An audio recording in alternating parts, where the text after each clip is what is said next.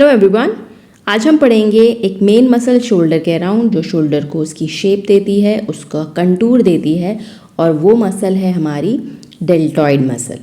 Deltoid muscle जो word है deltoid, इसका ओरिजिन है ग्रीक लैंग्वेज के एक कैपिटल लेटर वर्ड डेल्टा से। डेल्टा मतलब एक ट्रायंगुलर शेप, वही डेल्टा का और शॉर्ट कर दिया डेल्ट, और इसी वर्ड से हमें डेल्टॉइड का वर्ड हमें मिला, जिससे हमने बोला ये डेल्टॉइड मसल है। तो इसका मतलब इसकी भी रिजेम्बलेंस कहीं ना कहीं एक ट्रायंगल से होती है। जब भी हम कोई मसल पढ़ेंगे उसका ओरिजिन पढ़ेंगे, इंसर्शन पढ़ेंगे, nerve supply, blood supply, function जो कि बहुत ही इम्पॉर्टेंट है, और उसके साथ साथ हम क्लिनिकल पार्ट भी पढ़ेंगे। So let's start origin of the deltoid muscle. Deltoid के 3 फाइबर्स होते हैं, 3 हैं तो वो उसको एक ट्रायंगुलर शेप भी प्रोवाइड करते हैं, और 3 फाइबर्स हैं तो तीनों का ओरिजिन डिफरेंट है। 3 डिफरेंट ओरिजिन होने की वजह से फंक्शंस भी हमें इसके 3 देखने को मिलते हैं। तो जो सबसे पहले एंटीरियर साइड पे और पार्ट होता है, जो एंटीरियर फाइबर होता है, जिसको हम क्लैविकुलर पार्ट भी बोलते हैं, और इसका एक नाम पार्स क्लैविकुलरिस भी होता है, ये लेटरल 1/3 ऑफ क्लैविकल से ओरिजिनेट करती है। मिडल में जो पार्ट होता है, जो एक्रोमियन प्रोसेस से ओरिजिनेट करता है, उसको हम इंटरमीडिएट या एक्रोमियल पार्ट बोलते हैं, और एक दूसरा नाम इसका पार्स एक्रोमियालिस भी होता है। अब हमारे पास बचा third and the last posterior part, जिसको हम स्कैपुलर पार्ट भी बोलते हैं, और इसका एक नाम होता है पार्स स्कैपुलरिस। तो जो नाम है वो किस स्ट्रक्चर से ओरिजिनेट कर रहा है, उससे मिला है। 3 हमारे फाइबर हो गए, लेटरल क्लैविकल से, एंटीरियर फाइबर, मिडल फाइबर जो है वो एक्रोमियन प्रोसेस से, और जो आपका पोस्टीरियर फाइबर है वो आपका स्पाइन ऑफ स्कैपुला से ओरिजिनेट करता है। तीनों के तीनों फाइबर कंबाइन होंगे, कंबाइन होके ह्यूमरस में लेटरल साइड पे एक ट्यूबरोसिटी होती है, जिसको हम बोलते हैं डेल्टॉइड ट्यूबरोसिटी, वहाँ पे जाके इंसर्ट हो जाते हैं। इसकी जो नर्व सप्लाई होती है वो होती है एक्सिलरी नर्व, जिसकी नर्व रूट वैल्यू है C5 C6। अब आप इसमें पिक्चर में भी देख सकते हो, यहाँ पे हमें पोस्टीरियर फाइबर नहीं दिख रहा, हमें यहाँ पे एंटीरियर फाइबर दिख रहा है, और मिडल फाइबर दिखाई दे रहा है, जो कि लेटरल पार्ट ऑफ क्लैविकल से ओरिजिनेट कर रहे हैं और एक्रोमियन प्रोसेस से ओरिजिनेट कर रहे हैं। Posterior fibre spine of scapula से, which is not visible in this slide, और तीनों के तीनों फाइबर एक साथ कंबाइन होकर एक सिंगल टैंडन बनाते हैं, जो कि लेटरल पार्ट ऑफ ह्यूमरस पे जाके अटैच हो रहे हैं एट द डेल्टॉइड ट्यूबरोसिटी। अब इसके क्योंकि 3 फाइबर हैं तो फंक्शन अलग अलग मिलते हैं। अगर ग्रॉसली आप इसका फंक्शन देखोगे तो जो एंटीरियर पार्ट है वो हमारे शोल्डर को फ्लेक्स करता है, मिडल पार्ट जो है वो एबडक्ट करता है, और पोस्टीरियर पार्ट जो है वो एक्सटेंड करता है।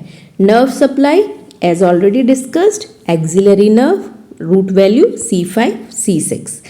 इस पिक्चर में आपको तीनों फाइबर दिखेंगे।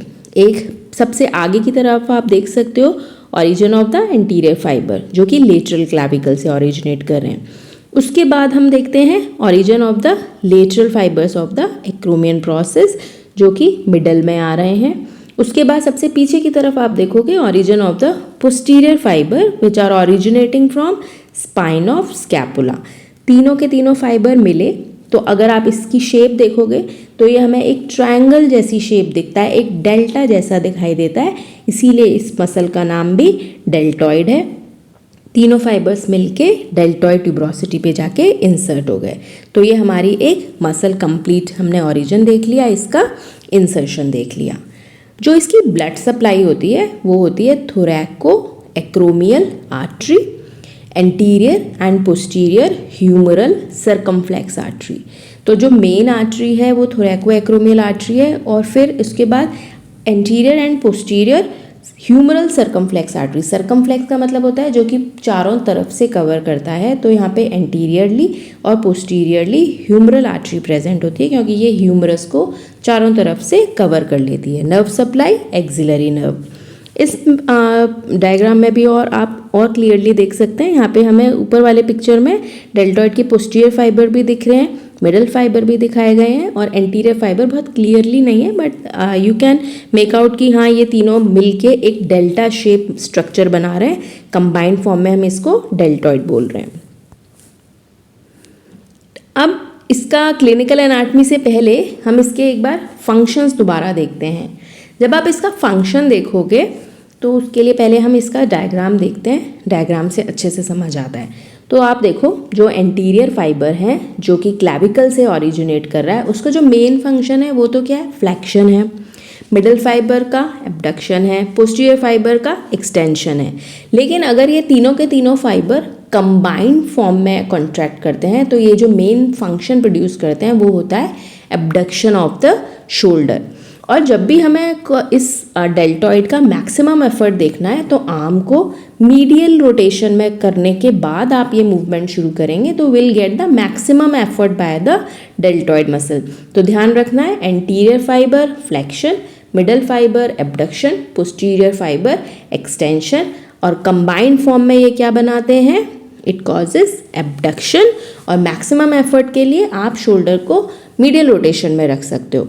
इसका मतलब ये जो एब्डक्शन हुआ, जो कंबाइंड एक्शन प्रोड्यूस हुआ, तो ये एंटागोनिस्ट हो गई पेक्टोरालिस मेजर और लैटिसिमस डॉर्साई मसल की, जिनका मेन फंक्शन क्या होता है, adduction of the shoulder joint. तो अगर आपको पूछा जाए कि एंटागोनिस्ट मतलब कि जो बिल्कुल ऑपोजिट फंक्शन कर रही है, क्योंकि पेक्टोरालिस मेजर और लैटिसिमस डॉर्साई जो हैं वो एडक्शन में रिस्पॉन्सिबल होते हैं और इसका अपोजिट वर्क कंबाइंड फॉर्म में जब डेल्टॉइड कॉन्ट्रैक्ट करती है तो ये क्या कर रही है, एब्डक्शन।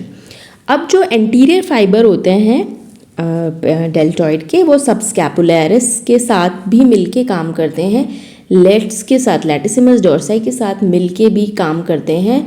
सिर्फ एंटीरियर फाइबर तो वो क्या करते हैं, वो ह्यूमरस को इंटरनल रोटेशन भी प्रोड्यूस करते हैं। उसी तरह जो पोस्टीरियर फाइबर होते हैं वो लैटिसिमस डॉर्साई को असिस्ट करते हैं और शोल्डर को एक्सटेंड करते हैं।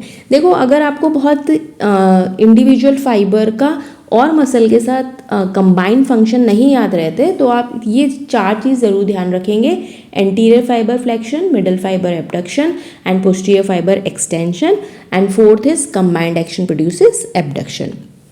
अब इस फंक्शन, इस मसल की वजह से क्या इंपॉर्टेंट काम होता है कि अगर आप अपने शोल्डर पे कोई भी हैवी वेट कैरी करते हो तो वो आपके ह्यूमरल हेड को डिसलोकेट होने से बचाता है, क्योंकि ये पूरा का पूरा आपके ह्यूमरल हेड के चारों तरफ है, एक कंटूर मेंटेन करके रखता है और ह्यूमरल हेड को स्टेबलाइजेशन भी प्रोवाइड करता है।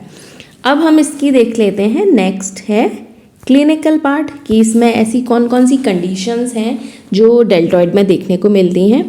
तो एक होता है calcific tendinitis, myositis, infection, tumour, avulsion, injury and enthesitis. इसमें कैल्सिफिक टेंडिनाइटिस का मतलब है कि जो डेल्टॉइड का टेंडन है उसमें कैल्सिफिकेशन हो जाता है, जो कि बाद में इसके फाइबर को रप्चर करता है, डीजेनरेट करता है। मायोसाइटिस मतलब मसल के अंदर इन्फ्लेमेशन हो सकता है। इन्फेक्शन मतलब कोई मसल का इन्फेक्शन हो सकता है, ट्यूमर हो सकता है। एवल्जन मतलब कि रप्चर होके वो बाहर आ गया, ये भी एवल्जन की पॉसिबिलिटी है। इंजरी भी हो सकती है। उसके बाद एक और इसमें क्लिनिकल कंडीशन देखने को मिलती है जिसको हम बोलते हैं एंथीसाइटिस। तो ये जो एंथीसाइटिस है ये एक डिफरेंट टर्म है, उसको समझने के लिए हम एक वर्ड देखते हैं, एंथीसिस।